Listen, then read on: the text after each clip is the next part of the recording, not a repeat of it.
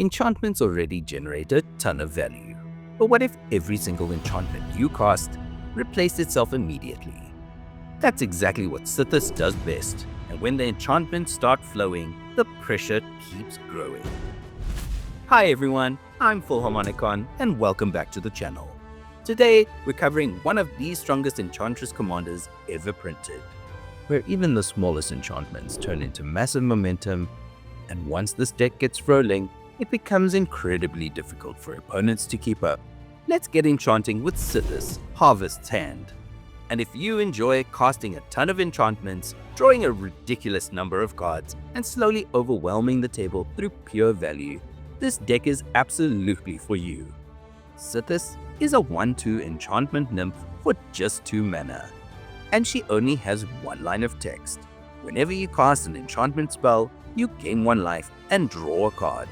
That's it, but that one ability is insanely powerful. Every enchantment in the deck basically becomes a cantrip. You cast it, you replace it immediately, and suddenly your hand never runs out of gas. Play enchantment, draw card. Simple. The strategy here is honestly super straightforward. First, we cast Sythis. Most games, she's our turn 2 play. Then, we start chaining enchantments together, drawing cards and steadily pulling ahead of the table. And eventually, we overwhelm the game through sheer value, either with one absolutely massive creature or with a giant board full of tokens. The deck doesn't really explode all at once, it steadily snowballs. If you enjoy synergy-focused commander breakdowns like this, make sure to hit subscribe because there's a lot more on the way. Now naturally, enchantments are going to make up the bulk of the deck, and honestly, there are so many good options here, but I want to start with 2 cards that are completely bonkers with Sythis. Flickering Ward and Whipsilk are incredible. These let us repeatedly cast enchantments for a single mana, draw cards from Sythis or any other Enchantress effect we have on the table, return them to our hand, and then keep doing it over and over again. Yes, please. Then, we've got classic payoff auras, all that glitters, and ethereal armor. Both scale off our enchantment count and can turn even the smallest creature into a massive threat. Ancestral Mask pushes things even further by giving +2/+2 for each enchantment instead. Tempest Technique can create some genuinely crazy board states. Since it copies itself for each spell cast before it, they all count each other and the buffs stack incredibly fast. Rancor is another easy include. Extra power, trample, and most importantly, it comes back to our hand when it dies, so we get to cast it again for more Sythis triggers. Calyx, Guided by Fate, grows our board with +1/+1 counters every time an enchantment enters, and whenever he or another enchanted creature connects with an opponent, we get to copy any non-legendary enchantment. That gets out of hand very quickly.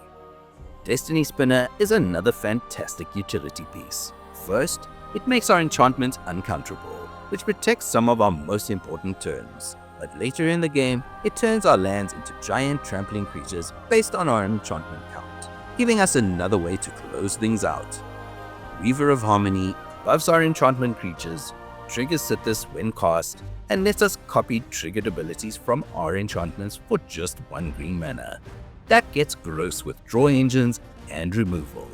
For protection, All Seed of Life's Bounty can sacrifice itself to protect our key permanents.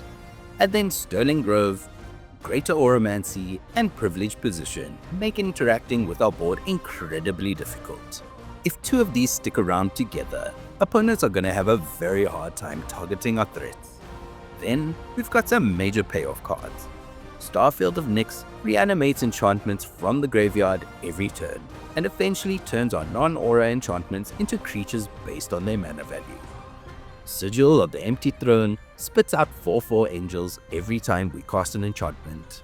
And Hallowed Haunting honestly just gets ridiculous. Every enchantment becomes another spirit. Those spirits scale off each other, and once we hit 7 enchantments, our entire board gains flying and vigilance. That ends games. Speaking of ending games, we've got some more support pieces that flood the board with value. Archon of Sun's Grace and Ghostly Dancers both generate flying tokens whenever enchantments hit the battlefield. Archon gives us lifelink Pegasi, while Ghostly Dancer also lets us recover an enchantment from the graveyard. A Johnny's Chosen works similarly, creating 2/2 cats whenever enchantments enter. The tokens don't fly, but the sheer quantity will still close out games. Catilda, Dawnheart Martyr, becomes enormous in this deck thanks to our enchantment count, and later, Catilda's Rising Dawn can come back from the graveyard to give another creature those same scaling stats, along with flying and lifelink. Then there's Enchantment Copy. Ondu Spirit Dancer copies the first enchantment we cast each turn. And Yenna, Red Tooth Regent, lets us repeatedly clone enchantments, especially auras, which can spiral out of control very quickly.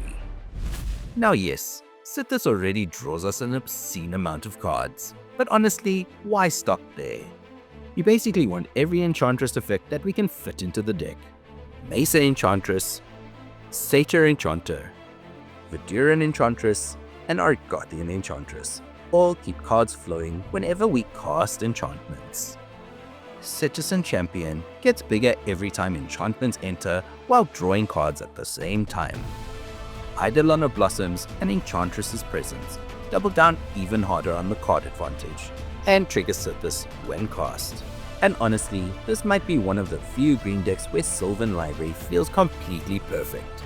It triggers Sythis when cast, and with all the extra life gain, we can afford to draw additional cards pretty aggressively.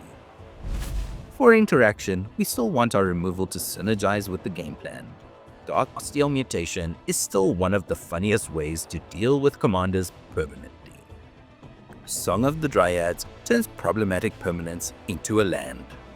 Kenrith's Transformation and Trickster's Elk shut down creatures by turning them into elk.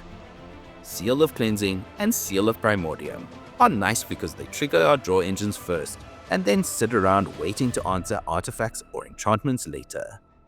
Ossification and Buried in the Garden both answer problematic permanents while enchanting our lands. Buried even doubles as ramp.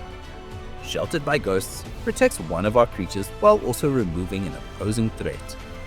Grasp of Fate is fantastic in a multiplayer format because it removes one non-land permanent from each opponent at the same time. And then Aura of Silence, Rest in Peace, and Ghostly Prison all help disrupt opposing strategies and slow down the game in our favor. Fear of Safety becomes especially brutal once our enchantment count gets high enough. Now, ramp in this deck works a little differently than most decks. Instead of relying heavily on traditional land ramp spells, we lean into enchantment-based ramp so everything synergizes with Sythis. Utopia Sprawl and Wild Growth are perfect early plays, and they make our lands produce extra mana. Fertile Ground, Shimmer Wild's Growth, and Wolf Willow Haven also make lands produce more mana while also triggering our draw engines. Overgrowth costs a little more, but making one land tap for 3 mana is pretty crazy. Sanctum Weaver is absolutely insane here, producing mana equal to our enchantment count. Composer of Spring is another really fun inclusion because all our enchantments help dump extra lands and extra creatures into play directly from our hand. Jukai Naturalist discounts our enchantments while still replacing itself through Sythis. And Exploration and Burgeoning help us empty our hand of all the extra lands we're constantly drawing. The only mana rocks we're running are Thought Vessel and Decanter of Endless Water, mostly because not having a maximum hand size matters a lot in this deck. And finally, just a few lands worth mentioning. Strength of the Harvest doubles as either a powerful aura finisher or a green-white land when needed. Reliquary Tower keeps all the cards we're drawing safe. Vel'Gavas Lair helps fix our mana while also counting as an enchantment. And Hall of Heliod's Generosity gives us recursion for our most important enchantments. Honestly, Sythis Harvest Hand is just ridiculously strong. 2 mana commanders already tend to be incredibly consistent, but when your commander also turns every enchantment into more cards and more value, things snowball unbelievably fast. And what I really love about this deck is that it wins through synergy rather than raw power. everything replaces itself and eventually the entire engine just overwhelms the table naturally. Thanks so much for watching. If you enjoyed this breakdown, leave a like, drop a comment, and subscribe for more synergy-based Commander content. If you'd like to support the channel further and help vote on future videos, memberships are available. And hey, if you're picking up any of these cards, consider using my TCG Player affiliate link down below. And until next time, may all your enchantments draw you cards.